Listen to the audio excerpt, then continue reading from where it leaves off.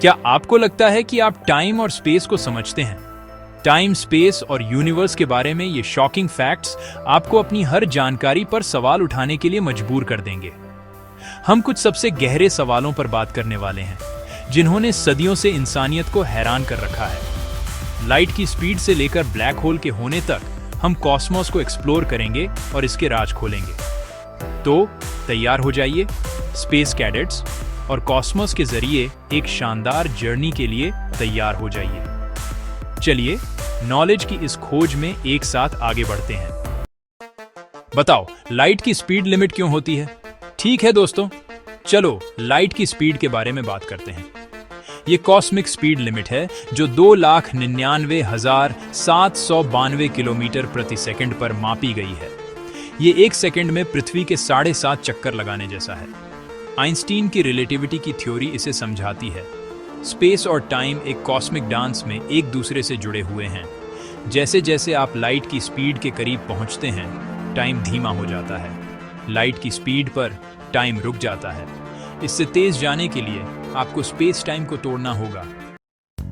मुझे बताओ कि एस्ट्रोनॉट्स को दिन में 16 बार सूरज उगता हुआ क्यों दिखता है? क्या आपने कभी हर 90 मिनट में सूरज उगते हुए जागने की कल्पना की है? इंटरनेशनल स्पेस स्टेशन में एस्ट्रोनॉट्स के लिए यही हकीकत है। आप देखते हैं, आईएसएस पृथ्वी के चारों ओर 28,000 किलोमीटर प्रति घंटे की हैरत अंगेज रफ्तार से घूम रहा है। इसका मतलब है कि वे हर 1.5 घंटे में एक ऑर्बिट पूरा करते हैं, जिससे उन्हें हर दिन 16 बार सूर्योदय और 16 बार सूर्यास्त देखने को मिलता है। एक शानदार नजारे की बात ही कुछ और है। अब आप सोच सकते हैं कि इतने सारे सूर्योदय देखना पुराना हो जाएगा, लेकिन पृथ्वी को भोर की सुनहरी रोशनी में नहाते हुए फिर अंतरिक्ष के अंधेरे में डूबते हुए देखने की कल्पना करें, वह भी सब कुछ 1.5 घंटे के भीतर।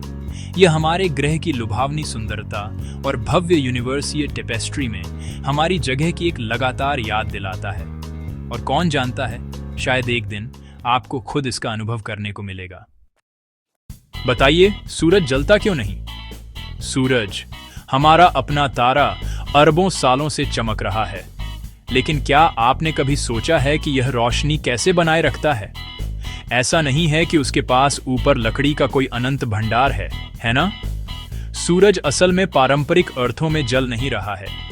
यह न्यूक्लियर फ्यूजन से चलता है।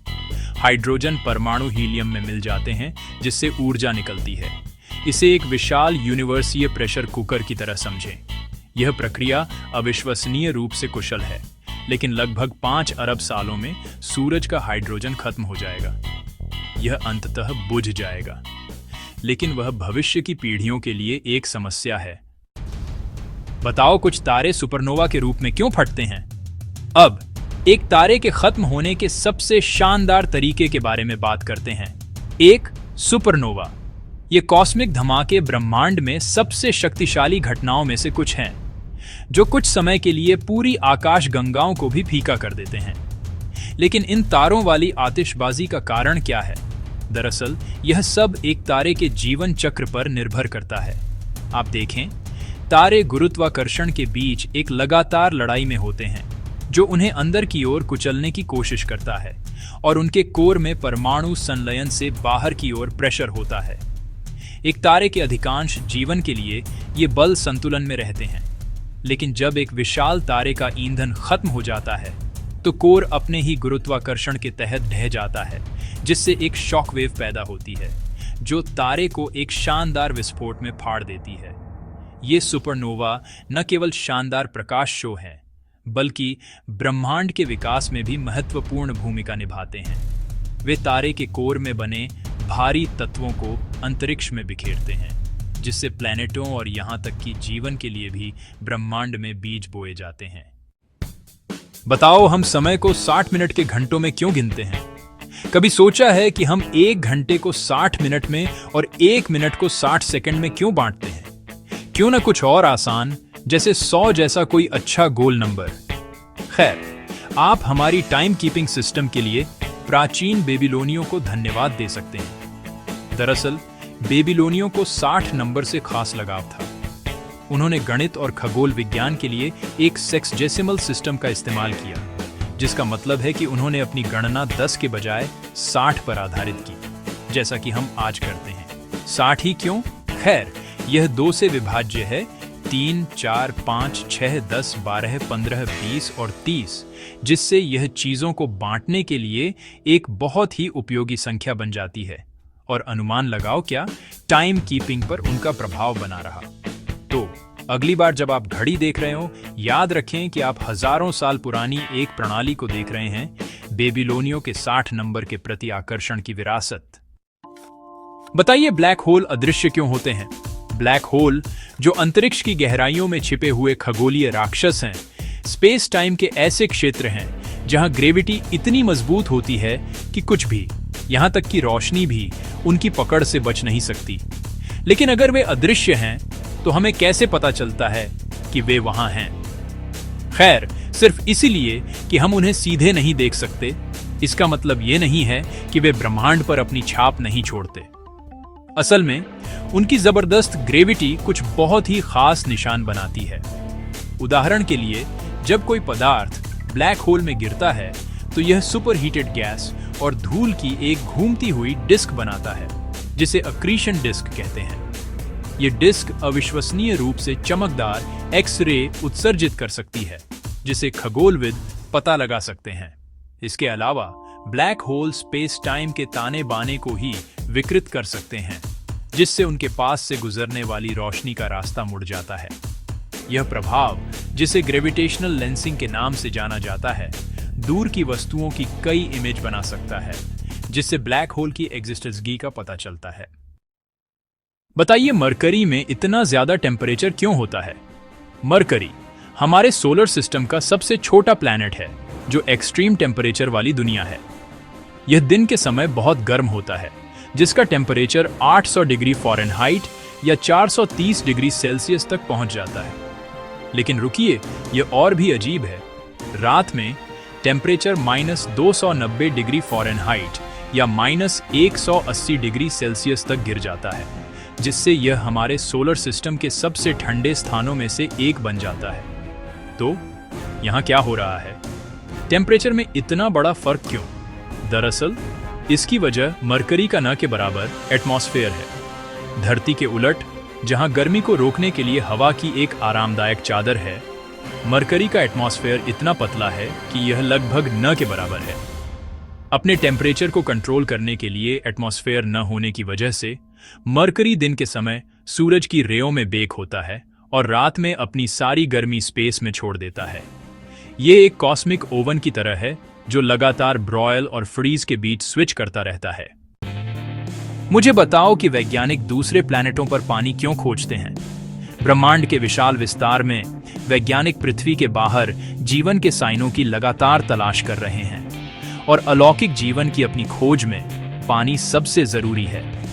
लेकिन पानी ही क्यों? इस साधारण से मॉलिक्यूल में ऐसा क्या खास है? खैर, सबसे पहले पृथ्वी पर सभी झात जीवन रूपों के लिए पानी जरूरी है। यह एक घोलक के रूप में काम करता है, कोशिकाओं के भीतर पोषक तत्वों को पहुंचाता है और कचरे को हटाता है। यह रासायनिक प्रतिक्रियाओं में एक महत्वपूर्ण भूमिका निभाता है, और यह तापमान को नियंत्रित करने में मदद करता है। इसके अलावा पानी ब्रह्मांड में अविश्वसनीय रूप से आम है, जो बर्फ, तरल और वेपर के रूप में भारी मात्रा में पाया जाता है।